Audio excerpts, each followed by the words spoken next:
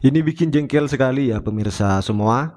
Di mana politikus PDP Perjuangan yaitu Masinton Pasaribu mengatakan bahwa Gibran Rakabuming Raka itu akan menjadi beban bagi pemerintahan Prabowo Subianto ke depan jika Mahkamah Konstitusi itu tidak mendiskualifikasi. Ya ada-ada saja ya ini orang. Emang kalau sudah iri ya seperti itu, semuanya itu serba salah.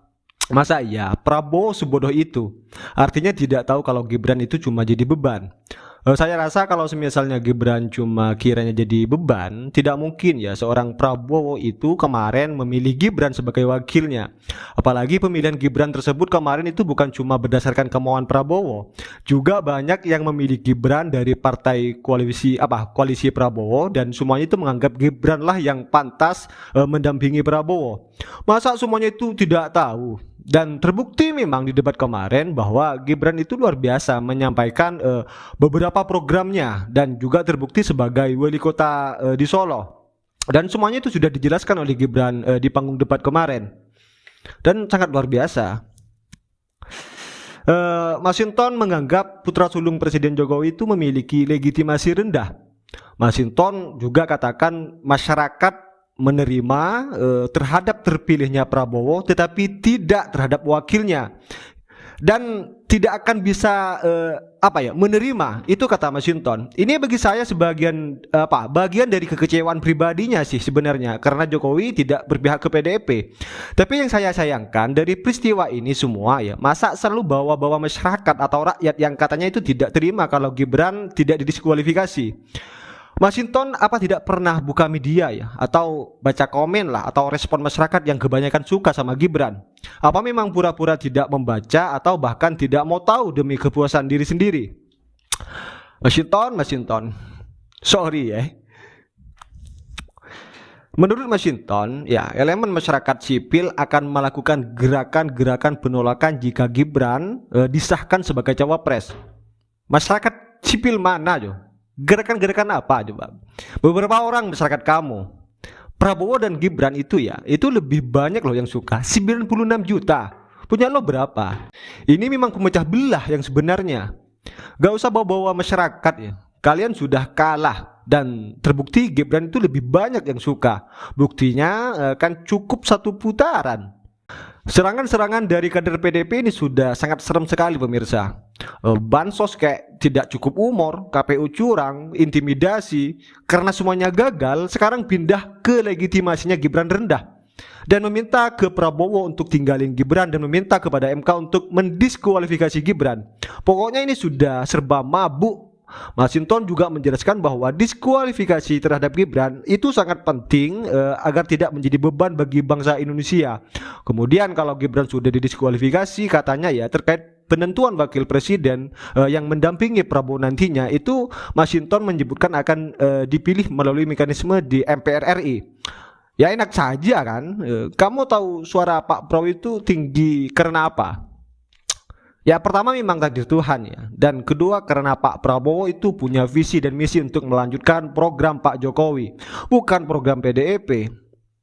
Emang sekarang sudah banyak pemirsa yang ingin mengganggu hubungan Pak Jokowi dan Pak Prabowo. Banyak sekali sudah. Ya semoga saja keduanya itu diberikan kesehatan dan dijauhi dari fitnah-fitnah keji lawan politiknya. Dan juga ada informasi lagi untuk pemirsa semua, dan pastinya ini bikin tambah gelisah 03 khususnya dan 01, di mana pakar hukum kepemiluan Universitas Indonesia yaitu Titi Anggraini itu memperkirakan Mahkamah Konstitusi itu tidak akan mendiskualifikasi pasangan calon presiden dan calon wakil presiden nomor urut 2 yaitu Prabowo Subianto dan Gibran Rakabuming Raka. Ya karena pasalnya menurut Titi ya MK itu juga merupakan pihak yang membuka pintu bagi Gibran untuk berlaga di pemilihan presiden 2024 lewat putusan MK nomor 90 tahun 2023 yang mengubah syarat pencalonan presiden dan wakil presiden. Kenapa tidak sampai pada diskualifikasi Gibran? Ya problemnya adalah MK kita ini problematik karena dia menjadi bagian dari persoalan yang dipersoalkan. Nah, Titi itu berpandangan MK masih belum mau keluar dari zona pragmatis dengan tetap memberlakukan syarat calon presiden dan wakil presiden minimal usia 40 tahun dengan alternatif pernah dipilih atau sedang menjabat di jabatan yang dipilih melalui pemilu pada Pilpres 2024. Saya kira hakim yang 8 ini tidak akan berubah pendirian ya soal itu, namun demikian Titi itu menyebutkan bahwa mendiskualifikasi kandidat dalam pemilihan umum bukanlah hal yang baru di Indonesia. Dia juga mencontohkan MK pernah mendiskualifikasi pasangan calon dan pasangan calon bupati dan wakil bupati Yalimo tahun 2020 dan banyak juga contoh lainnya karena tidak memenuhi persyaratan. Tetapi yang jelas beda dengan kasus si Gibran. Dalam proses di MK diketahui bahwa calon ini terlibat kasus pidana dan merupakan seorang terpidana yang belum memenuhi syarat. Nah, Gibran itu sudah memenuhi undang-undang yang sudah dirubah oleh MK. Masa MK akan membantah dan menggagalkan atas keputusan MK sendiri? Jadi MK versus MK dong. Ya santai lah ya. Dan juga mantan gubernur Jatim periode 2019-2024 Khofifah Indar Parawansa optimis putusan sengketa Pilpres 2024 di Mahkamah Konstitusi itu akan menguatkan kemenangan Prabowo Subianto dan Gibran Rakabuming Raka.